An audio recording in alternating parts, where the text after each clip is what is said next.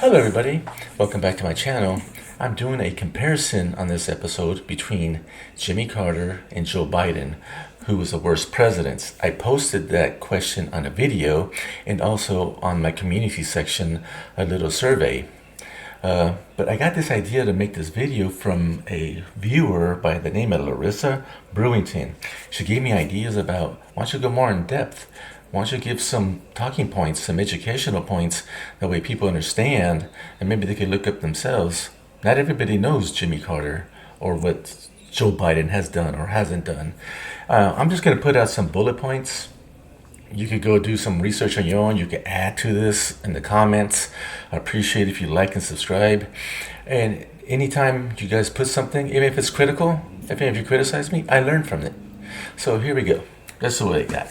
Inflation, Joe Biden overall 15% compared to Jimmy Carter's 8%, 18%, 1-8. Jimmy Carter had to deal with hostages in Iran. They stormed the U.S. embassy because the U.S. and Iran was going through negotiations. When Ronald Reagan took over presidency, they had negotiations on, okay, we'll give you your hostages if you stay out of our politics and our military situations. So the U.S. agreed to do that.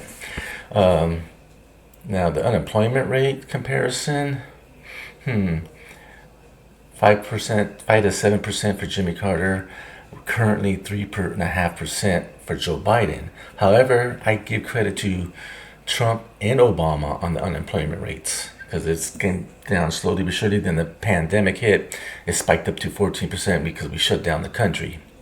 Now the oil, that spiked up. That's part of the inflation rate.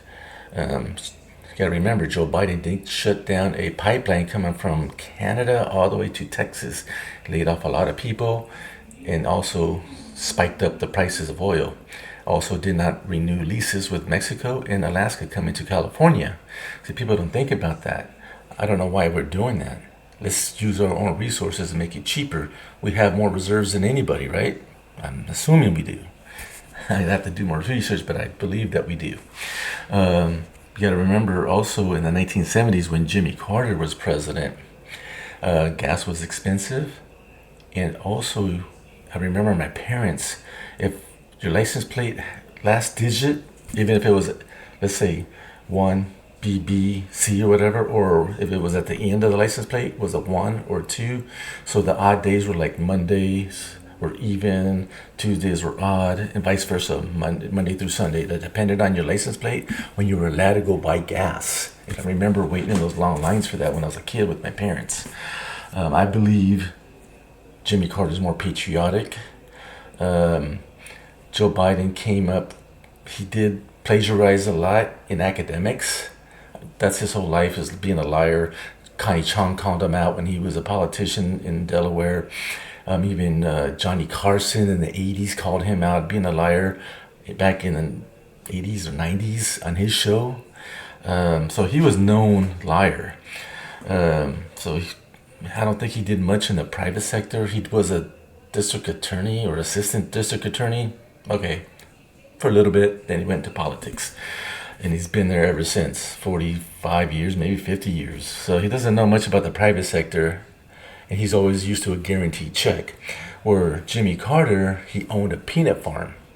And so he knew profit and loss, and he had to get stuff coming and going, just like America. I mean, anywhere, any country, it's got to export, import to bring jobs, profits, so people could get paid and buy products.